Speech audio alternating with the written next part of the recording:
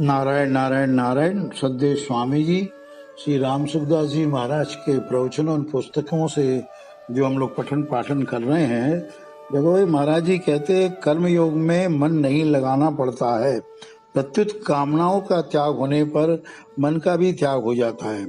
कर्म योगी का इष्ट संसार होता है, यह भौतिक साधना है। कर्म योगी का सब कुछ संसार की सेवा में लग जाता है। मन स्थिर होने पर कामनाएं नहीं मिटती है। कर्म योगी और भक्त योग भ्रष्ट नहीं होते हैं। योग भ्रष्ट होता है ध्यान योगी, कारण कि श्रवण मनन ध्यान आदि में मन साथ में रहता है। मन साथ में रहने से ही साधक योग भ्रष्ट होता है। कर्म योग में करण कर्म के साथ है, योग के साथ नहीं है। कर्म योग करण निरपेक्ष साधन है। संसार के हित में लगने से कर्म योगी को मन सम नहीं करना पड़ता, परंतु मन अपने आप सम राग द्वेष रहित हो जाता है। जो किसी वस्तु व्यक्ति से सुख चाहता है उसको चाहे भोगी कह दो चाहे पापी कह दो। जो केवल लेता है वह जड़ है, जो देता है वह चेतन है, जो लेता देता है वह चीजड़ ग्रंथि है। जो भी होता है वह भगवान का विधान है। भगवान के सिवा दूसरा कोई विधान कर सकता ही नहीं। भगवान के विधान में प्रसन्न रहें और भगवान शास्त्र तथा संत की आज्ञा के विरुद्ध कार्य न करें। करने में सावधान तथा होने में प्रसन्न रहें। इससे मुक्ति, तत्व ज्ञान सब कुछ हो जाएगा। यह सार बात है।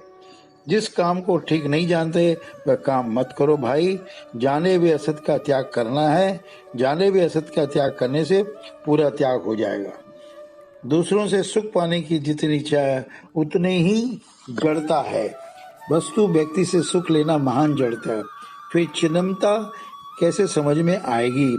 यह वृत्ति स्वतः रहे कि दूसरों को सुख कैसे मिले तो चिन्मयता का अनुभव हो जाएगा।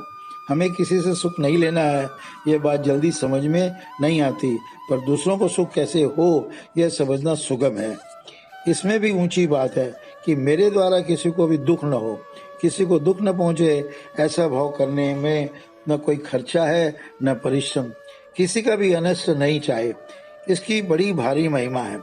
भीतर में यह भाव हो कि यह व्यक्ति पाप से बच जाए, बुरा आचरण न करे, तो यह उसकी बड़ी भारी गुप्त सेवा हो गई। कारण कि इससे आप उसके हितैषी हो गए।